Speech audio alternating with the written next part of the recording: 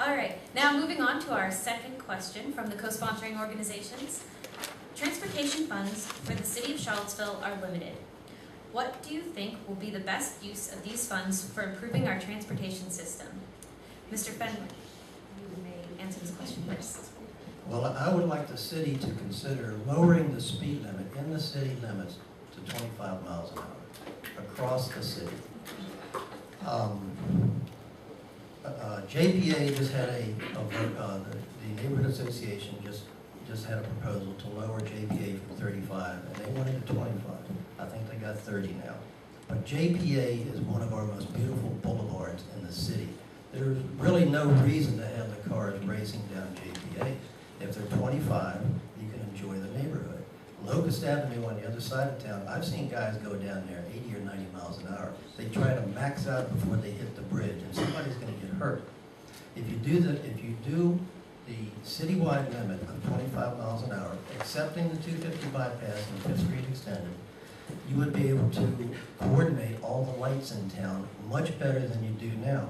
Now you're going from a 35 mile an hour limit on one street into a 25 mile an hour limit. And I know for myself, I'm checking, I'm looking for a speed limit sign to make sure I don't get a $100 ticket or something.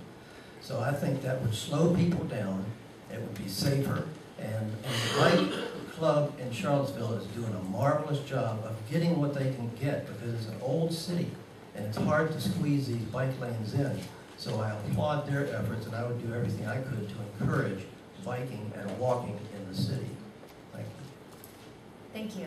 Mr. Grady, on transportation funds. For us funds, I don't see big road. More roads is not the answer. We need to reduce cars on the road, period. As far as pollution, for starters. We need more carpooling. We got to encourage more carpooling. We need more bike lanes. We need to encourage more bike ridership. Just building the lanes is not enough. We have to encourage that and have people actually do that, be our examples. As far as pollution, just building roads for the sake of having money to build roads would not be the answer. I won't go on the bypass issue, but and we'll find this out if it comes to fruition. I don't see the major benefit of saving 3 or 4 minutes off your travel time with all the money put into that, where it could be, we need timely modes of transportation, such as buses running 15 minutes per site. Thank you. Mr. Lees, on the use of public transportation funds. I am a major fan of getting every bang for your buck, and especially with limited funds, you don't need big expensive projects or huge extensions to use these transit funds. There's a very simple thing we can add to every single bus stop in the city, and that's a garbage can and a recycling bin. There are none everywhere. Have you been to some of these stops? They're covered in trash, and not just cigarette butts, Lord forbid, bottles, bags, detritus of every single kind. It's disgusting, and that stuff, once it pours, because it pours here, you know it, once it pours down rain here, all of those get swept up in the stormwater, flooded straight to our sewer systems. Worse, they clog up the storm drains and flood the streets, which can make for anywhere between an inconvenience to a perilous situation, depending on how deep it gets. Then to solve this is $25, maybe $25, think of it. Put one recycling bin, one trash can at every bus stop. Maybe even combine them together and just get a service to separate them.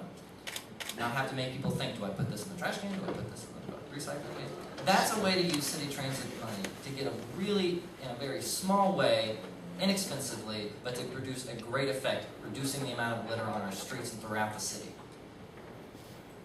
Thank you, Mr. Lees. Ms. Szakos. Well, there's some transportation initiatives that don't cost a whole lot of money that I think we need to be really paying attention to. One is finding creative ways to slow down traffic in residential streets, especially cut-throughs, places that other drivers go through. Things like painted mandalas that some neighborhoods have tried, speed bumps, signage, road striping, changes in parking and traffic patterns. We need to emphasize complete streets with appropriate tree canopy and walkability and bikeability.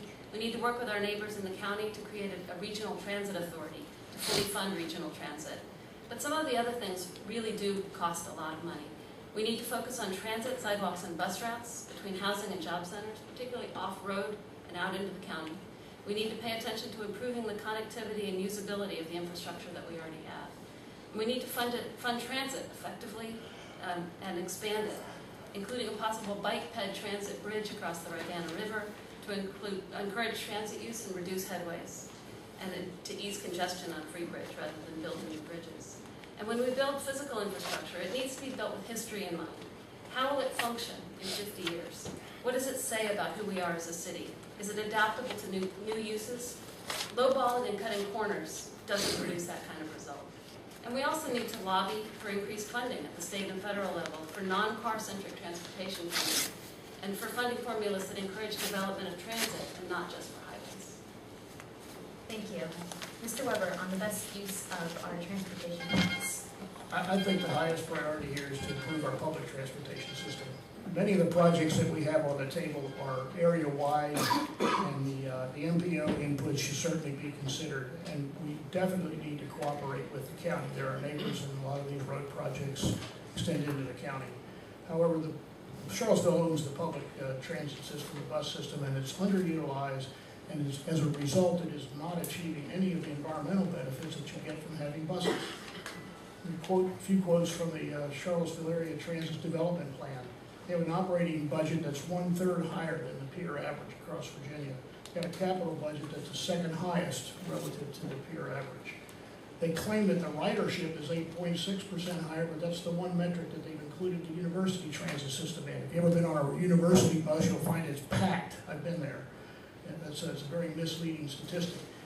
What is interesting, though, is the riders per trip. The free trolley gets you 36.3. Downtown to Fashion Square Mall, 21, and Pantops is 20. It's just very underutilized. I think that the first thing we need to do with our transit system is to establish what our goals are. If our goal is to move people, then we need a system that's convenient, reliable, frequent, economical, on time, and a viable alternative to the automobile. If the goal is simply to provide subsidized transit for those without cars or resources, then we need to Thank find you, a Mr. cost-effective way to do it. Thank you. Thank you. Mr. Bellamy. You got me this time. Yep. On public transit. Sure. So there's a couple things that I feel like we could do. First and foremost, I think education is going to be a huge point, or play a huge role in this. And there's a program called Rideshare. I don't know how many of you all are familiar with it, but Rideshare educates commuters and students throughout throughout Central Virginia about how transportation affects the environment and encourages alternatives to driving alone. So they also are speaking to our individuals and our students and our constituents about carpooling, bike riding, and things of that nature. Also, again, would like to see some more bike lanes throughout the city. Charlottesville is a town that is essentially 10.5 square miles. So in a town that's 10.5 square miles, we can encourage some of our patrons to ride bikes. You can walk. You know, I walk all the time from I live in Belmont, and I walk right over to the downtown mall. It's healthy for me. It makes me feel good. Sometimes with my kids in hike, we run from Townsville Park down to the downtown mall, all the way back up, down to Crow Break, and back up to Townsville. And that's a workout. I would encourage all you guys to do so. But, you know, it's just an alternative. And also, when you think about bike riding, there are several benefits, including cleaner air, healthier living, and more physical fitness to the engagement piece. So our kids could develop bike clubs and actually begin starting to interact with some people who they don't do so on a normal basis. And secondly, I hear a lot about the transportation. I spoke with the high-ranking individual in CAT today. One thing that we need to do is offer more support to CAT, because what they have done is, what they noticed is that there are several bus routes, and there is indeed a lag time, but that's because they don't have the staff. They need more staff to work more efficiently. We can't complain that they're not on time and things of that nature when they don't have the proper mechanism. Thank you, Mr. Bellamy. Mr. Farruggio, on the use of public transit funds. Yeah, most people think only buses when this question is asked, as if it's a magic bullet to improve all the transportation needs. But intermodal transportation means using other means as well. I think we all agree and support the idea of reducing single occupancy vehicles. I do. As an officer, I've seen our transportation system close up. Imagine driving around in a police car for 8 hours a day. That's experience. What I've seen over the years is lots of single occupancy vehicles, empty buses, people struggling to walk on our block sidewalks in the blazing sun with no shade. I've seen bicycles in congested and dangerous streets and cars sitting still, spewing exhaust in traffic that isn't coordinated and moving. I've seen the same sort. I've seen council in charge of this for many, many years, and I've not seen much change, to be honest. Some call for smaller buses, and then we buy larger ones. Some call for another costly study to consider changing the routes or how else we can improve it. But I still see the same thing after all these years. Some even want to raise parking fines, and others want to make driving so difficult like it's a punishment. I don't think those tired solutions will work, and I don't think they'll last. I don't want to see us make it so hard that people begin to go living, shopping, and moving into other areas, other counties. I want to support our small businesses in the long term. I don't want to create any unintended consequences of chasing shoppers to Stonefield or beyond. If we do that, we're going to hurt our citizens, we're going to hurt the businesses, and we're going to be driving the money out of town. This affects people and their quality of life, and I think it's a concern to if we don't see this as a concern to downtown, to Barracks Road, then we're not paying attention. And if we see it as a concern, and we do harm, it's irresponsible. Thank you.